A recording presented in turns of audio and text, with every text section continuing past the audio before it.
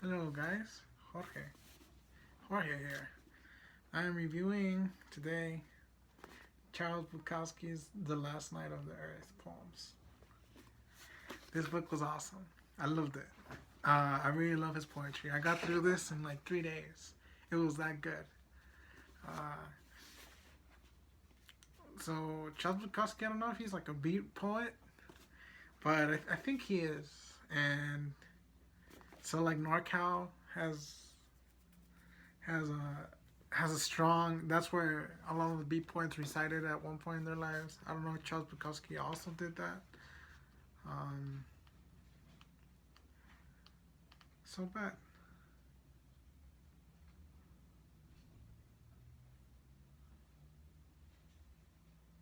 So he was raised in L.A. and lived there for 50 years. Uh, he died in San Pedro, California, at the age of 73, shortly after completing his last novel, Pope. So yeah, so he was in California most of his life. Um, yeah, I think that this is a great book. I thought I would read some of my favorite poems from here. Here's the first one.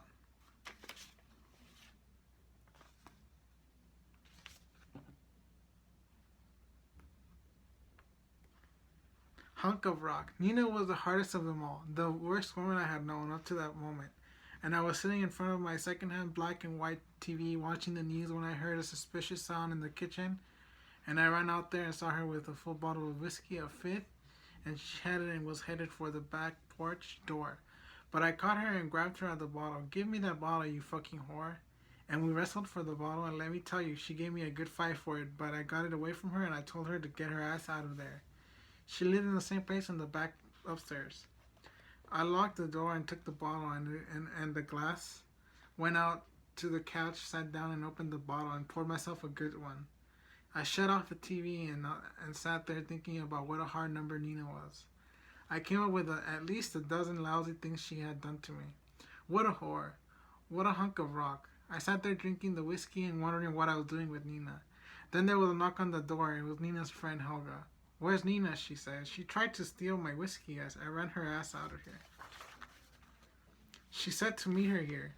What for? She said me and her were going to do it in front of you for $50.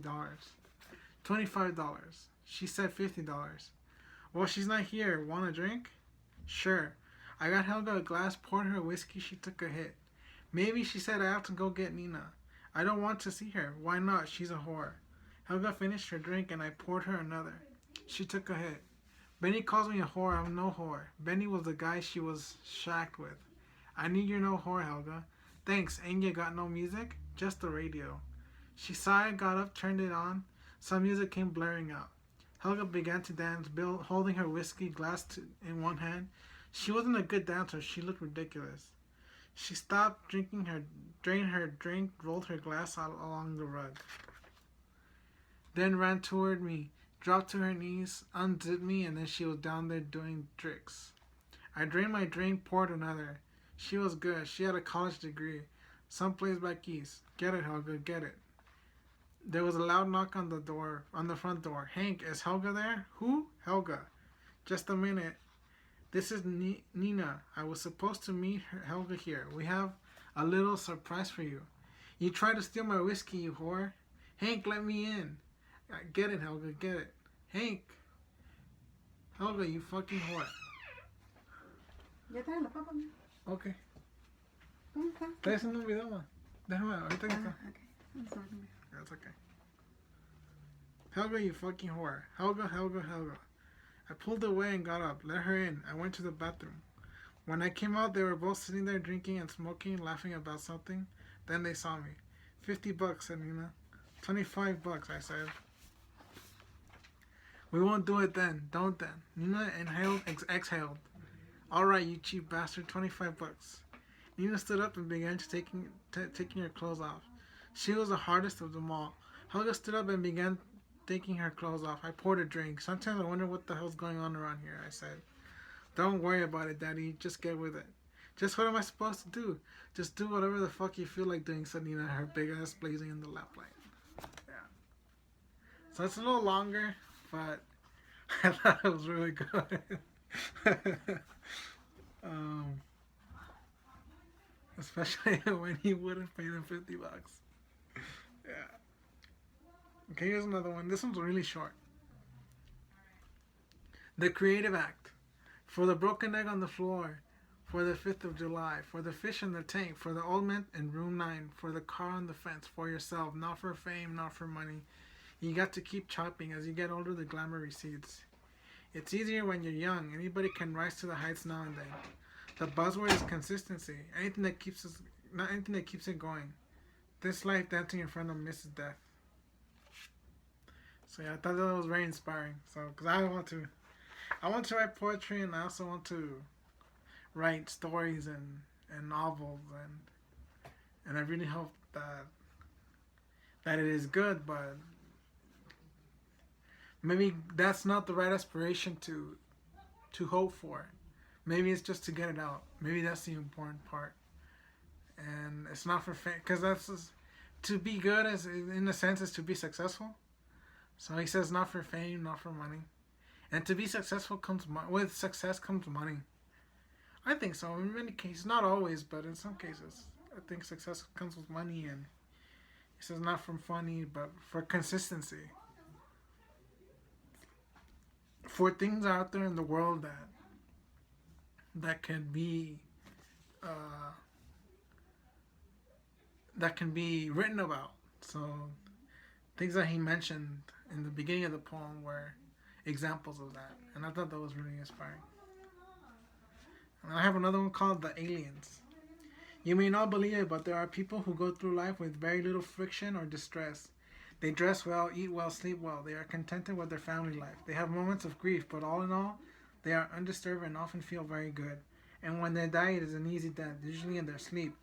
You may not believe it, but such people do exist. But I am not one of them. Oh no, I'm not one of them. I'm not even near to being one of them. But they are there, and I am here.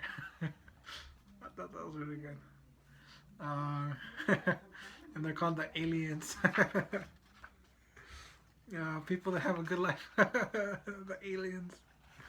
Yeah. So I thought that was good.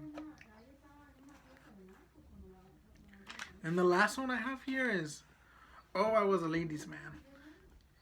You wonder about the time when you ran through women like an open field maniac with this total disregard for panties, dish towels, photos, and all the other accoutrements, like the tangling of the souls.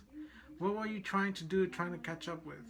It was like a hunt. How many could you bag, move on to? Names, shoes, dresses, sheets, bathrooms, bedrooms, kitchens, backrooms, cafes, pets, names of children, middle names, last names, made-up names. You proved it was easy. You proved it could be done again and again. Those legs hold high behind most of you, or they were on top, or you were behind, or both sideways, plus other inventions. Songs on radios, parked cars, telephone voices, the pouring of drinks, the senseless conversations. Now you know you were nothing but a fucking dog. A small wrapped around a snail. A snail wrapped around the snail. Sticky shells in the sunlight, or in the misty evenings, or in the dark. You are nature's idiot, not proving, but being proved. Not a man, but a plan, unfolding. Not thrusting, but being pierced. Now you know. Then you thought you were such a clever devil, such a cad, such a man bull, such a bad boy.